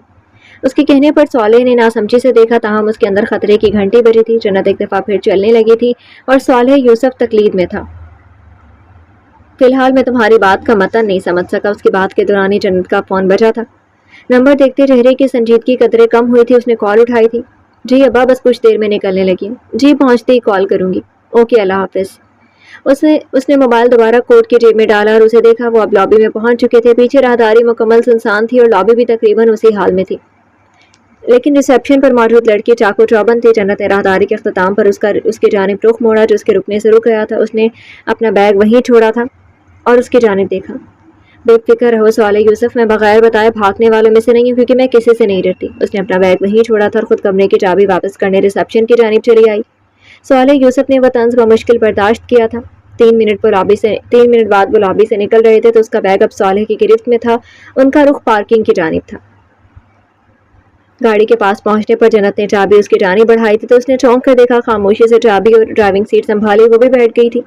گاڑی میں بیٹھنے کے بعد سوالیہ نظروں سے اسے دیکھا تھا جس کا رخ سامنے ہی تھا۔ کہاں چل رہے ہیں؟ بالآخر اس نے ہی زبان کھولی، ورنہ وہ مصمم ارادہ کیے تھا کہ اب نہیں بولے گا۔ Railway station. صالح نے گاڑی سٹارٹ کی اور سڑک پر ڈال دی۔ وہ اب خاموش تھا اور جنت بھی خاموش تھی۔ کچھ دیر کی خاموشی چھائی ہی رہی اور پھر اسے جنت کی آواز نے توڑا تھا جب گاڑی ریلوے اسٹیشن پر جا کر رکی تھی۔ چائے لا دو گی؟ جنت نے سامنے نظر آتے چائے کے کھوکھے کی طرف دیکھتے کہا تو صالح خاموشی سے گاڑی سے باہر نکل آیا۔ چائے کے کھوکھے پہ کھڑے ہو کر کچھ کہنے کے بعد وہ دوسری جانب چلا گیا تھا اور پھر 5 منٹ بعد وہ دوبارہ چائے کے کھوکھے پر موجود تھا اور کچھ دیر بعد وہ 2 چائے کے کپوں کے ساتھ گاڑی میں موجود تھا۔ جنت دور ریلوے اسٹیشن کے سحر میں کھوئی ہوئی تھی۔ ریل کی پٹڑی سے دور ایک جانب اس کی گاڑی کھڑی تھی اور گاڑی قدرے اندھیرے میں تھی جبکہ چائے کا کھوکھا روشنی میں تھا اور اسی کے سامنے بینچ پر 10 کے قریب لوگ بیٹھے تھے۔ ہر ایک کے چہرے پر مختلف داستان رقم تھی۔ وہ انہی کو دیکھنے میں گم تھی۔ جب صالح گاڑی کا دروازہ کھول کر اندر بیٹھا تھا وقت اب 12:15 بجا رہا تھا۔ تمہیں پتہ ہے چائے انسان سے بہت اہم فیصلے کرواتی ہے۔ چائے کا کپ تھامتے جنت نے جو ہی ایک فکرہ ادا کیا تھا صالح نے محض کندھے اچکائے تھے۔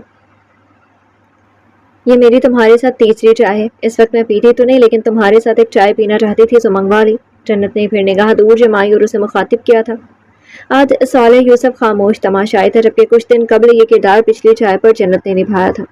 تمہاری واپسی کے بعد پہلی چائے پر میرے گھر میں نے فیصلہ کیا تھا کہ تمہیں کبھی معاف نہیں کروں گی۔ دوسری چائے پر تمہارے گھر میرے دل میں تھوڑی سی وسعت پیدا ہوئی تھی، لیکن میں آج فیصلہ نہیں کر پا رہی۔ تمہیں پتہ ہے کیوں؟ اس نے رخ موڑ کر صالح یوسف سے پوچھا تو اس نے بے آواز پوچھا تھا کیوں؟ کیونکہ میں نے تمہیں چانس دیا تھا، دینا چاہتی تھی اور وقت بھی دیا تھا۔ مجھے لگتا ہے کہ ہمیں ہمیشہ انسانوں کو انسان ہونے کا مارجن دینا چاہیے۔ میرا دیا چانس تم نے گنوا دیا۔ اس نے ہاتھ میں پکڑی چائے کے کپ کو وہیں چھوڑ دیا تھا جو ٹھنڈی ہو گئی تھی اور چائے تو صالح کے حلق سے بھی نہیں اتری تھی۔ جنت نے دروازہ کھولا تھا اور اس کی آنکھوں میں دیکھا تھا جو اسی کی جانب دیکھ رہا تھا۔ صالح یوسف، ہم شاید نہ چل سکیں کیونکہ میں تمہیں معاف نہیں کر سکتی اور منافقت کی زندگی گزارنا نہیں چاہتی، جبکہ تم ابھی تک اپنے معاملات سلجھانے کے لیے ثالثی کردار کو انوالو کرتے ہو جو کہ مجھے منظور نہیں ہے۔ مجھے 3rd پرسن کی مداخلت ہمیشہ ناگوار گزرتی ہے۔ تو تمہارا اگلا سفر مبارک ہو۔ فیصلہ سنایا اور دروازہ بند کیا، اپنا بیگ نکالا اور دور سے سائرن کی آواز سنتے وہ بھی بینچ کی جانب چلی آئی تھی۔ اب وہ بھی ان سب کا حصہ لگ رہی تھی۔ صالح یوسف تب تک اسے دیکھتا رہا تھا جب تک وہ ٹرین میں سوار نہیں ہو چکی تھی۔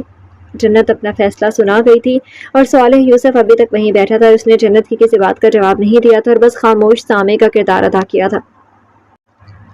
اسٹیشن پر ابا اسے لینے اس کی آمد سے قبل ہی پہنچ گئے تھے۔ صبح کا وقت ہو چلا تھا، 4 بج گئے تھے۔ فجر کی اذان میں کچھ ہی دیر تھی جس کی بدولت ابا اسے گھر اتار کر خود مسجد چلے گئے تھے۔ گلی سے اندر داخل ہوتے اس نے نگاہ آسمان کی جانب اٹھائی تو وہ تھکی واپس لوٹ آئی۔ متوازن چال میں سستی تھی اور آنکھیں تھکی ہوئی، چہرے پر تھکاوٹ کے آثار۔ گلی سے گزرتے ایک ارادی نظر اس گھر کے دروازے پر بھی ڈالی تھی جس پر تالا لگا ہوا تھا۔ وہ کچھ لمحے وہاں رکی رہی تھی۔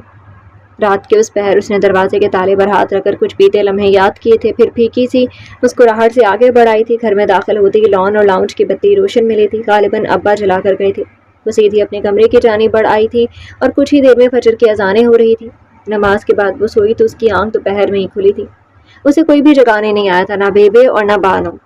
خیر، نظر دانستہ طور پر کلاک پر ڈالنے سے گریز کیا تھا کیونکہ وہ بہت سوئی تھی۔ بیڈ چھوڑا اور فریش ہونے کے بعد باہر چلی۔ چتر کھانا کھانے کے ساتھ ساتھ بیبی کی سلباتیں بھی متواتر کھانی پڑ رہی تھی۔ جنیبر سر جھکایا خاموشی سے سن رہی تھی۔ اس کے کھانا ختم کرتی بیبی خود اٹھی تھی اور اس کے لیے چائے رکھی تھی، پھر چائے کے دوران چند ایک باتیں کی تھی، پھر چائے اسے پیش کی تھی۔ چائے پیتی وہ دادا کو سلام کرنے چلی گئی تھی جو چھوٹی چچا کے ہاں موجود تھا، اور گلی سے گزرتے دانستہ اس دفعہ دروازے کو دیکھنے سے گریز کیا تھا۔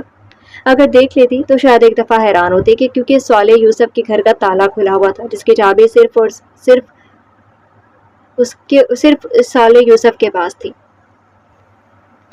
موسم ابر آلود تھا، کہیں بادل اور کہیں ہلکی سی رمق دکھاتی دھوپ، اور کبھی کبھی ہلکی ہلکی چلتی ہوا، کبھی رک جاتی اور کبھی چلنے لگتی، پرسکون سی لگتی، جب رکتی تو ہب سی محسوس ہوتی۔ جنوری کے آخری دن تھے اور دھوپ میں شدت پیدا ہو گئی تھی، لیکن آج ابر آلود ہونے کی وجہ سے موسم میں دسمبر کی جھلک دکھا رہا تھا۔ لیکن ایک چیز تھی کہ دسمبر کے دن اور راتیں بڑی خوبصورت اور دل کو لگتی ہیں، لیکن آج کے دن میں اور ٹھنڈک میں حبس تھی جو کہ دسمبر میں معدوم ہوتی ہے۔ جنت ابھی ابھی گودام سے لوٹی تھی جدھر سے کل مال سپلائی کرنا تھا، ابا بھی وہیں تھے، لیکن وہ گھر آ گئی تھی اس لیے کہ اسے چاولوں کی خریداری کے لیے دوسرے شہر جانا تھا۔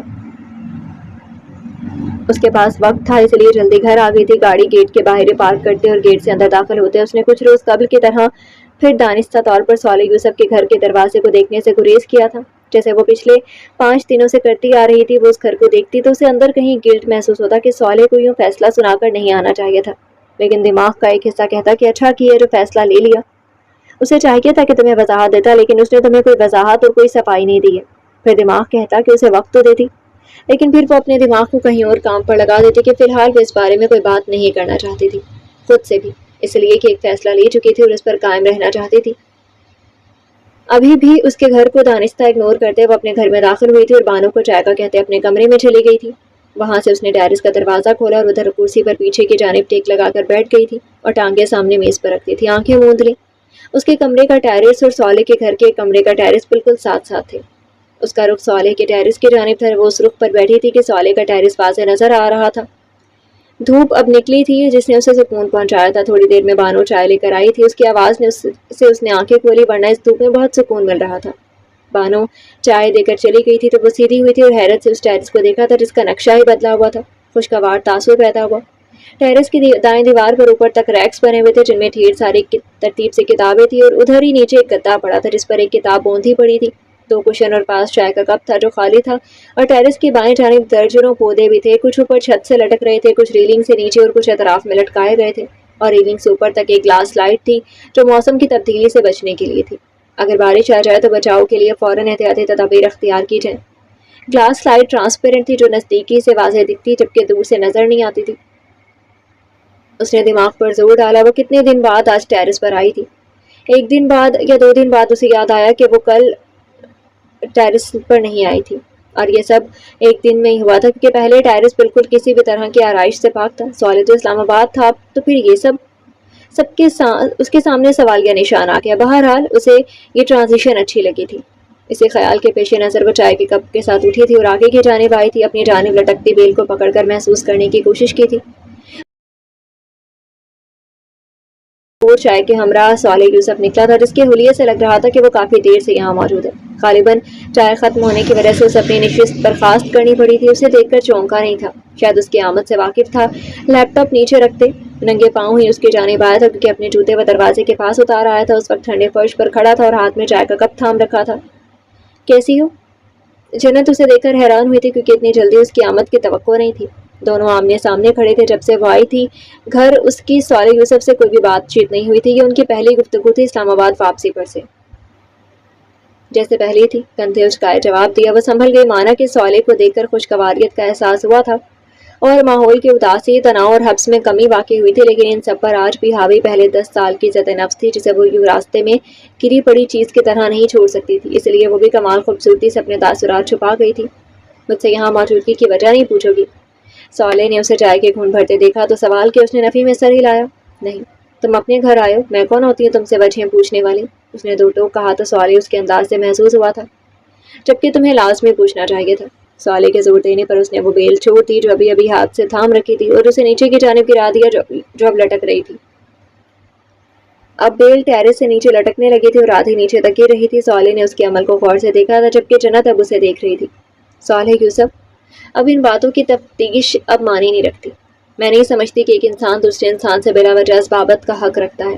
تم اپنے گھر آئے ہو، جب مرضی آؤ جاؤ، ہمیں کیا ایشو ہو سکتا ہے؟ جنت کے دو ٹوک کہنے پر صالح نے غور سے اس کے تاثرات دیکھے تھے. وہ نامری بات کری تھی جس سے فرق پڑتا ہی نہیں تھا, یا وہ اس قدر خود کو خواب میں مقید کیے ہوئی تھی کہ اس کے تاثرات نہ پڑھے جا سکے. وہ جو ٹیرس سے کمرے میں جانے کو مڑی تھی اس کی آواز پر رکی تھی. پلٹ کے نہیں دیکھا تھا, اپنا رخ دروازے کی جانب رکھا تھا جو اندر کمرے میں کھلتا تھا. دروازہ شیشے کا بنا ہوا تھا جس سے کہیں کہیں دھندلا سا ملگجا عکس نظر آ رہا تھا. جنت جواز بھی ہے اور تفتیش بھی معنی رکھتی ہے. شاید تم اس حقیقت کو دیکھنا نہیں چاہتی. صالح کے کہنے پر جنت نے دوبارہ رخ بدلا تھا اور اسے طنزیہ انداز میں دیکھا تھا. اچھا اب کی بار کسے انوالو کرو گے؟ اس کے تیکھے انداز پر صالح نے ناسمجھی سے ابروج کہا تھا. وہ استہزائیہ ہنسی. میں سمجھا نہیں. وہ حقیقتاً سمجھا نہیں تھا. اس کے لیے تو سوال گندم جواب چنا والا حساب ہو گیا تھا. اس نے کپ کے اوپر گرفت مضبوط رکھی تھی جو دائیں ہاتھ میں ریلنگ پر جمایا ہوا تھا. ابرو اٹھاتے اس نے پوچھا تو جنت نے بولنے کے لیے منہ کھولا ہی تھا کہ ابا کی کال آئی تھی, اٹھانی ضروری تھی. اس نے صالح کو پہلے جواب دینا ضروری سمجھا تھا. صالح یوسف زیادہ بھولے مت بنو کیونکہ تمہیں ہمیشہ سے عادت ہے ہمارے درمیان کسی نہ کسی ثالثی کو لانے کی, اور اس بار بے فکر رہو, اس ثالث کی ضرورت نہیں پڑے گی اس لیے کہ میں تم سے جواز ختم کر کے اسلام آباد سے لوٹی تھی. اور اگر تمہیں ابھی بھی خوش فہمیاں پالنے کی عادت ہے تو تمہاری مرضی. بڑے ٹھہرے ہوئے مدبرانہ انداز میں اس نے کہا تھا. تو اسی وقت ایک بار پھر اس کا فون بجا تھا جسے اس نے بنا صالح کی جانب دیکھے ریسیو کرنا چاہا تھا. صالح کی آواز نے اسے ایسا کرنے سے روکا تھا. وہ بالکل ریلنگ کے ساتھ آ رکا تھا.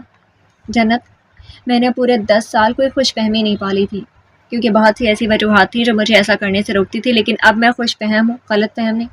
مجھے یہ خوش فہمی باور کرواتی ہے ہمارا تعلق اتنا کمزور نہیں ہے جو چند باتوں کی بنیاد پر ختم کر دیا جائے. یہ بہت گہرا ہے کیونکہ اسی تعلق کی بنا پر میں نے 10 سال کی مسافت طے کی ہے. کچھ باتیں یا کچھ لمحے ایسے ہیں جو تمہیں ناگوار گزرے ہیں, ان کے لیے میں کچھ بھی کر لوں تو بھی ان کی تکلیف کم نہیں کر سکتا کیونکہ یہ میرے اختیار میں نہیں ہے, اور جو میرے اختیار میں ہے وہ میں کروں گا. اور پتہ ہے میرے اختیار میں کیا ہے؟ ہمارا تعلق, ہمارا رشتہ بچانا, اس لیے کہ 10 سال کی مسافت کا یہی صلہ تھا. اگر میں اسے نہ بچا سکا تو شاید میں نے یہ مسافت ناحق طے کی ہوگی. صالح نے ٹھہر کر مدھم آواز میں جو کچھ کہا تھا جنت نے وہ لفظ پہ لفظ سنا تھا اور اپنے اندر اتارا تھا, لیکن اس کے باوجود وہ اتنی جلدی جذباتی تاثر دینے والی نہیں تھی.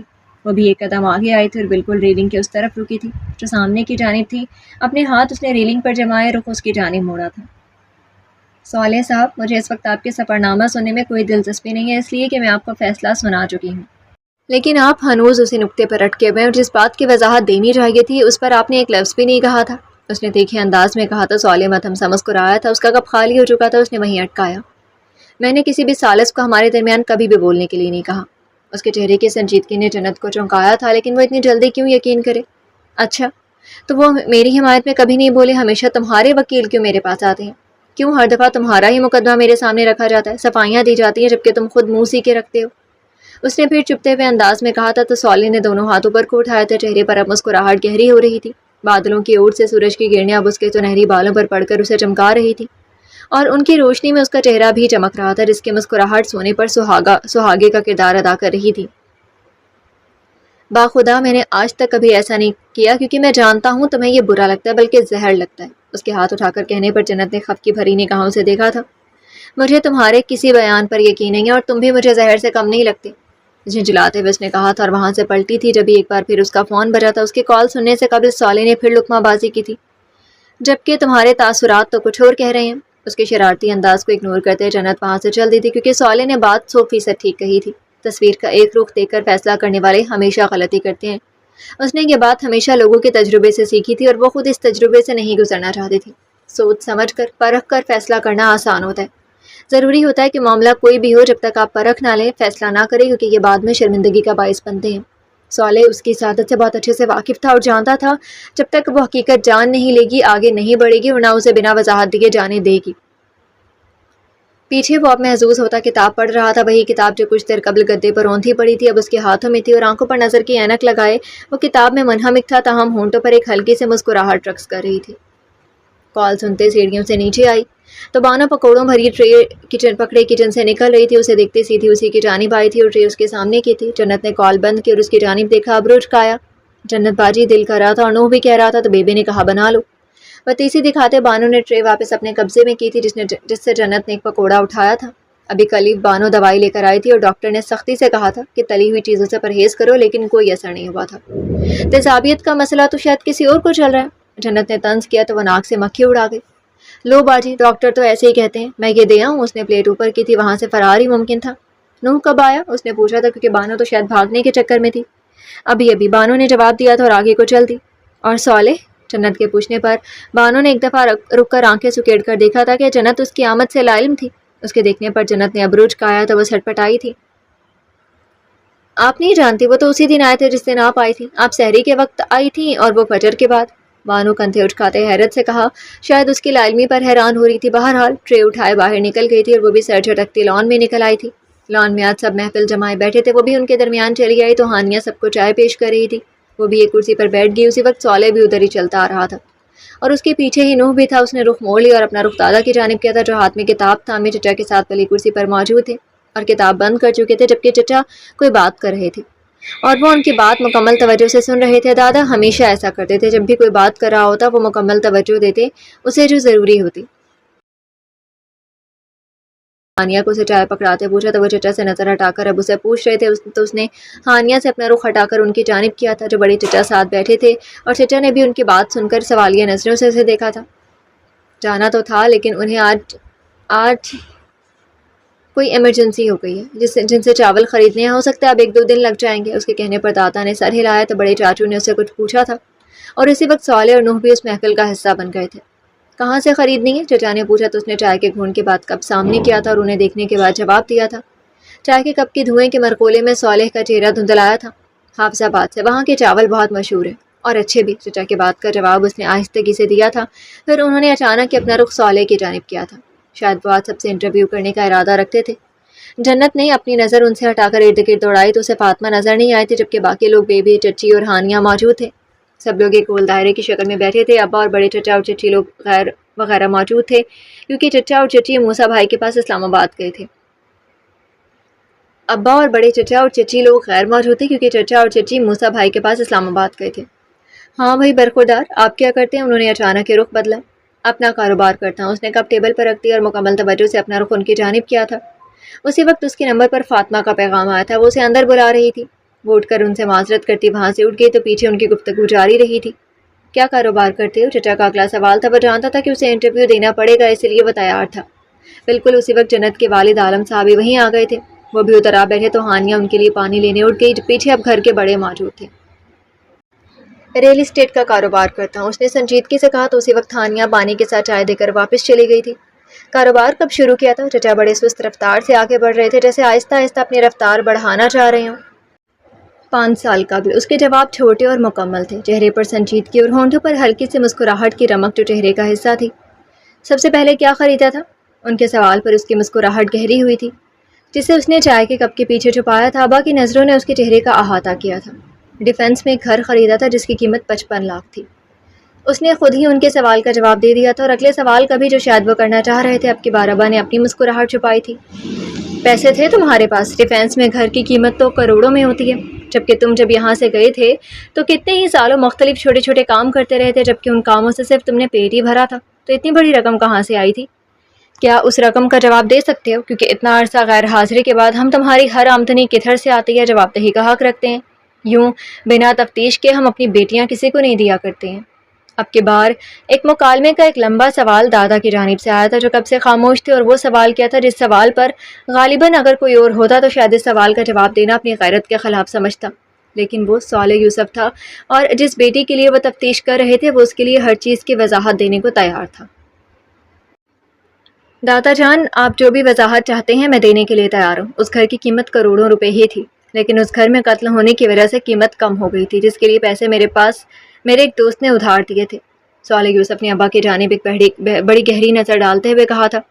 دادا اور چچا اس کے جواب سے تھوڑے مشکوک ہوئے تھے کہ اتنی رقم کون ادھار دیتا ہے؟ اتنی رقم کون دوست ادھار دیتا ہے، اور وہ بھی ایسے دوست کو جو بالکل خالی ہاتھ ہو؟ کیا اس کا نام و نسب جان سکتے ہیں؟ دادا ابھی اپنی بات جاری رکھے ہوئے تھے۔ چچی اور بیبی کو اب یوں تفتیش عجیب لگ رہی تھی، اس لیے وہ دونوں بہانے سے وہاں سے اٹھ گئی تھی۔ صالح یوسف کے ذہن کے پردوں کے پیچھے کچھ لمحے ٹھہرے تھے جو بڑے روشن تھے۔ ان کی روشنی نے اسے چند لمحوں کے لیے اسی جگہ پہنچا دیا تھا۔ آج سے کچھ سال پرانی بات تھی جب وہ گاؤں لوٹا تھا، بڑے عرصے کے بعد، ایک لمبی مسافت کے بعد اس کی ملاقات جنت کے ابا سے ہوئی تھی، یا شاید وہ ان سے ملاقات کے لیے ہی یہاں آیا تھا۔ وہ اس وقت اپنے ڈیرے پر موجود تھے، کوئی بھی ان کے پاس نہیں تھا، وہ اکیلے موجود تھے، یا شاید وہ اسی انتظار میں تھا کہ کب وہ اکیلے ہوں اور وہ ان سے ملاقات کرے۔ اس نے ان کے سامنے جاتے ہی اپنا مطالبہ پیش کیا تھا بنا ان کی جانب دیکھے۔ اپنی نظروں کا محور اپنے جوتوں کو رکھا تھا جو کہ پاؤں کی انگلیوں کے پاس سے اکھڑے ہوئے تھے۔ اس کا صاف ستھرا اور سفید رنگ اس وقت کملایا ہوا تھا۔ ہلکے بھورے بال اس وقت یوں لگ رہے تھے جیسے جلے ہوئے ہوں یا دھوپ کی زیادتی نے ان کا رنگ بھدا کر دیا ہو۔ وہ صالح یوسف نہیں تھا جو 5 سال قبل یہاں سے گیا تھا۔ وقت نے اس کی شخصیت کو دھول مٹی میں چھپا دیا تھا۔ مجھے کچھ پیسوں کی ضرورت ہے۔ اپنا سر اٹھائے لیکن نظریں جھکائے اس نے جس شخص کے سامنے کہا تھا ان کے سامنے کبھی نظریں نہیں اٹھا سکتا تھا۔ انہوں نے حقہ پیتے اچانک اپنی نظریں اٹھائے مطالبہ پیش کرنے والے کی جانب دیکھا تو پہلے تو آنکھوں میں حیرانگی در آئی تھی، ان کی جگہ مقابل کی آنکھوں میں شفقت در آئی تھی۔ اس کے مطالبے پر انہوں نے سوالیہ نظروں سے دیکھا تھا کہ بھائی کتنے پیسے چاہیے؟ کتنے پیسے؟ انہوں نے جھکی نظروں والی سے پوچھا تھا جو شاید آج نظریں نہ اٹھانے کا فیصلہ کر کے آیا ہو۔ جھکی نظروں کے ساتھ اب سر جھکائے جس نے رقم بتائی تھی تو ان کا بھی ماتھا ٹھنکا تھا۔ اتنی رقم کی ضرورت کیوں پیش آئی ہے؟ کیا میں وجہ پوچھ سکتا ہوں کہ اتنی رقم کی ضرورت کیوں پیش آئی ہے؟ اب کی قدرے پریشانی سے انہوں نے پوچھا تھا۔ پریشانی پیسوں کے معاملے میں نہیں تھی، پریشانی مقابل کی ذات کے حوالے سے تھی جن کے سر پہ کوئی نہ ہو، بعض دفعہ غلط صحبت میں اٹھنے بیٹھنے کی وجہ سے غلط کاموں میں لگ جاتے ہیں، ان کے لیے حیرانگی کا باعث تھا۔ آپ پوچھنے کا پورا حق رکھتے ہیں، ایک لمحے میں نظریں اٹھا کر ان سے گہرے انداز میں کہتے ہیں، دوسرے لمحے وہ پھر نظروں کا زاویہ بدل گیا تھا۔ پھر بتاؤ۔ اب وہ بھی مکالمے بازی کے لیے تیار تھے۔ ایک عمارت خریدنی ہے۔ نظریں ابھی بھی جھکی ہوئی تھی، وہ اس کا چہرہ پڑھ رہے تھے لیکن آنکھیں نہیں پڑھ سکتے تھے۔ میری طرف دیکھ کر بات کرو، ان کے کہنے پر اس نے اپنا سر مزید جھکا لیا تھا جیسے کبھی اٹھا نہیں سکے گا۔ میں آپ سے نظریں نہیں ملا سکتا ہوں، شرمندگی سے چول لہجے میں کہتے اس نے اپنا سر جسے گھٹنوں سے لگا لیا تھا کبھی نہ اٹھانے کے لیے۔ حساب کتاب کا بھی وقت نہیں آیا، ابھی وہ وقت دور ہے۔ اگر کسی حق سے لینے آ ہی گئے ہو تو حق سے سر اٹھا کر مانگو۔ آگے کو ہوتے اس کے کندھے پر ہاتھ رکھتے سر اوپر اٹھایا تھا اور جیسے کچھ باور کرایا تھا تو وہ اور بھی نظریں چرا کر رہ گیا تھا۔ میں اپنا کاروبار شروع کرنا چاہتا ہوں، ایک عمارت ہے جس کو خریدنے کے لیے پیسے چاہیے جبکہ میرے پاس سوائے پیسوں کے تجربہ بھی ہے، شوق بھی اور محنت کرنے کی ہمت۔ صرف ایک چیز کی کمی ہے اور وہ ہے پیسوں کی، میں آپ سے مانگنے آیا ہوں۔ ان کے کہنے کے مطابق اس نے اپنی پوری بات ان کی طرف دیکھتے مکمل کی تھی اور بات کے آخر میں پھر سر جھکا گیا تھا۔ کیا کبھی وہ ان کے سامنے سر اٹھا سکے گا؟ اتنے پیسوں میں یہ سب ہو جائے گا؟ نہیں، کسی اور سے بھی لینے ہے، شرمندہ سا کہہ رہا تھا۔ پتہ نہیں وہ کیوں ہر دفعہ شرمندہ ہو جاتا تھا۔ تم کسی اور سے نہیں لوگے، میں تمہیں سارے پیسے دوں گا لیکن تمہیں میری ایک بات ماننی ہوگی۔ کچھ لمحوں بعد وہ جانے کے لیے اٹھ گیا تھا، حالانکہ وہ کھانے پر روک رہے تھے لیکن کیا اب وہ ان کے ساتھ بیٹھ کر کھانا کھا سکتا تھا؟ جاتے جاتے وہ رکا، اچانک پلٹا تو آنکھوں میں نمی تھی اور چہرہ سرخ ہو رہا تھا، شاید ضبط کی انتہا پر تھا۔ کیا میں آپ کو ایک دفعہ گلے لگا سکتا ہوں؟ اپنی نمی چھپاتے اس نے وہیں سر جھکایا کہا تھا۔ انہوں نے بنا کچھ کہے اپنی باہیں پھیلائی تھی اور وہ بے ساختہ ان کے ساتھ لپٹا تھا۔ کیا بتانا نہیں چاہتے؟ دادا کے اچانک تھوڑا اونچا بولے پر صالح حال میں لوٹا تھا۔ دادا، ایسا ہی سمجھ لیں کہ میں اپنے اس دوست کا نام نہیں بتانا چاہتا کیونکہ انہوں نے میرے ساتھ یہی شرط رکھی تھی کہ میں کبھی بھی نام نہیں بتاؤں گا۔ اس کے علاوہ آپ جو پوچھنا چاہتے ہیں آپ پوچھ سکتے ہیں۔ صالح یوسف نے سر اٹھائے ان سے کہا تو دادا نے اس کی آنکھوں میں سچائی دیکھتے مزید پوچھ گچھ سے گریز کی اور ابا کی صالح کے حق میں گواہی نے بھی مزید تفتیش سے پرہیز کروا دیا تھا۔ میں صالح کے اس دوست سے ملا ہوں اور جو یہ کہہ رہا ہے سچ کہہ رہا ہے۔ میرا خیال ہے کہ اب مزید تفتیش نہیں ہونی چاہیے۔ ابا کی حتمی بات پر صالح نے ہلکا سا سر کو خم کیا تھا۔ کچھ ہی دیر میں وہ محفل برخاست ہو چکی تھی اور ابا اپنے گھر کی جانب چلے گئے تھے جبکہ صالح اور نو کہیں باہر نکل گئے تھے۔